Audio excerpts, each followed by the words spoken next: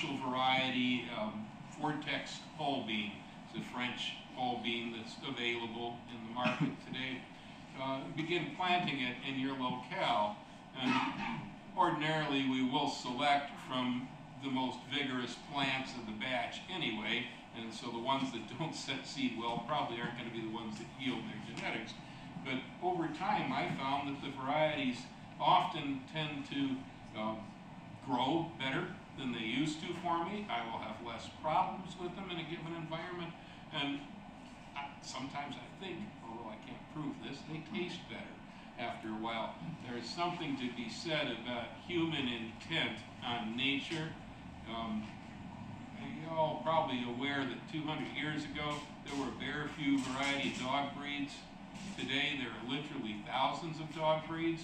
All of that happened in 200 years' time. Really in 100 years' time, from the Victorian period where it became popular. And here I think we have an excellent example of where human intent placed against an organism in the gene pool caused massive modifications in a very short period of time. I can stay away from the metaphysics on it. I'm not sure whether we actually, our consciousness affects the genetic structures of things that are around us, but certainly our intent, if we need a chili that ripens earlier, gets red quicker, and so on, we will select for that. So human intent has a lot to do. In the case of a native plant, it's most desirable to be using native plant seed from the environment that you're growing it in. Some purists will agree that it's native unless it came from the spot grass. Well, it's kind of like good luck in the United States today, because we're off saving whales and rainforests, but the biggest environmental disaster on the planet sits right under our feet. We've eradicated most of our native species a long time ago. Very few of them left. But if you can find a local one, it's the most desirable. After time, as I said, our flowers and our herbs and our vegetables will develop local land races. So I have numerous vegetable seeds in my possession that are probably superior for this environment than anything you can buy after years of raising them in a site. Item 4, I think, is reasons why you save seed. Many seeds are just plain rare, and the plants they come from are rare. And also, a lot of them, and this is a big one, they're subject to commercial extinction. I'm been around for 6 decades, and in that period of time, some of the things that I grew when I was young are almost gone already if it wasn't for seed-saving organizations that have preserved these things. The other day, I contaminated my banana squash seed accidentally. I got some gray Hubbard pollen into it.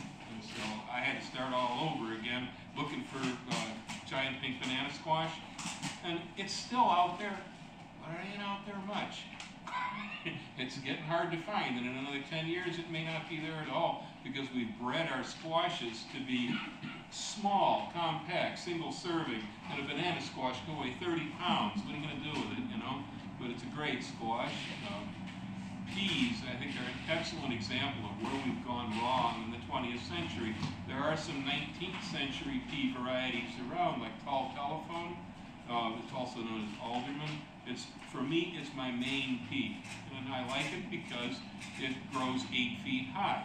It will also make up to 11 peas at a pot, which is pretty impressive, but it tastes good. But it's 8 feet high, okay? I'm short of 6 foot guy.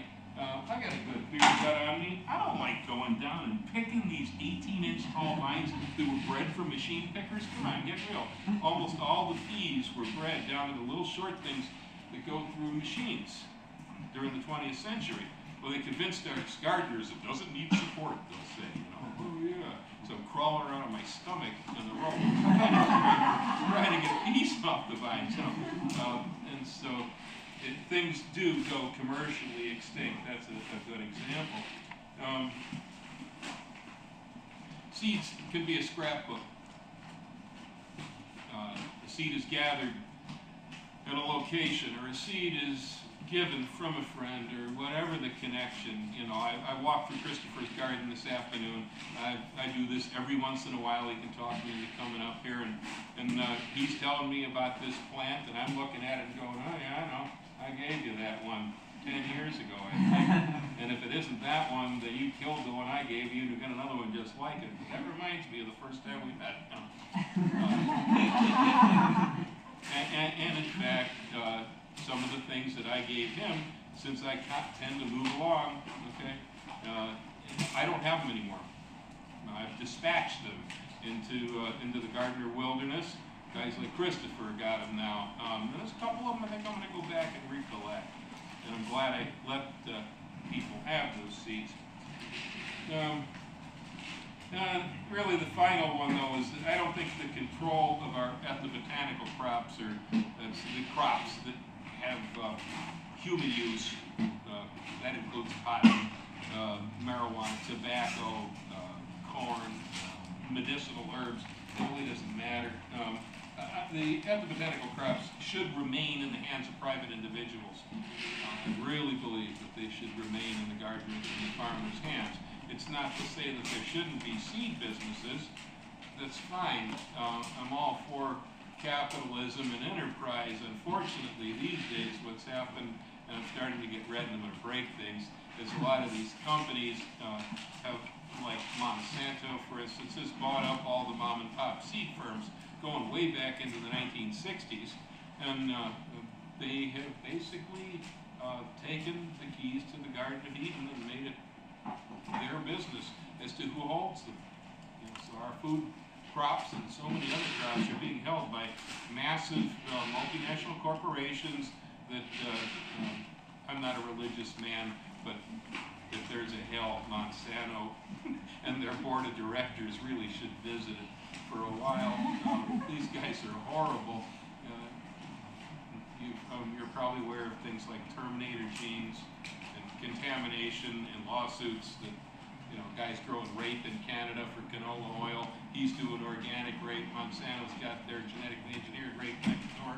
The pollen drifts across the fences, gets into his seed stock, and the guy raising organic rape gets sued by Monsanto because he's using their patented proprietary gene. This happened in Mexico too, with the Native American Indian crops down in southern Mexico. The genetically engineered corn got into the indigenous land races in the the cradle of corn where it came from, and contaminated a lot of the indigenous varieties. Monsanto let the Indians off the hook. They said, "We won't sue them." Right. So I think this is really, really important. That our agricultural crops will have a better chance of surviving into the future. If there are people out here who are interested in holding on to them. I'm not a big one on should do something because it's right, or you need to do that because it's good, or it's the right and moral and ethical thing to do. You know, my ethics take me so far until I can figure out a way to rationalize why God's on my side, so I'll kill you because, you know, it only takes you so far. Morality, I think, often, it's important that when we do things, if we intend to get them to stick, we have to find better reasons why they're important to us in our lives, and to integrate them into just what we do, and really wouldn't want to live without it, rather than saying, I need to save seeds because they'll be lost. Okay, that is part of it, and it can be a motivator, but sometimes that kind of stuff wears thin, depending on your situations in life. At least I find it does. I think a real good place for most of us to begin saving seeds, if we're novice at it, is in our own homes, in our own backyards. Even people who are apartment dwellers might have a balcony, or perhaps have a sunny window, or don't have a sunny window and they can grow shade plants. But I've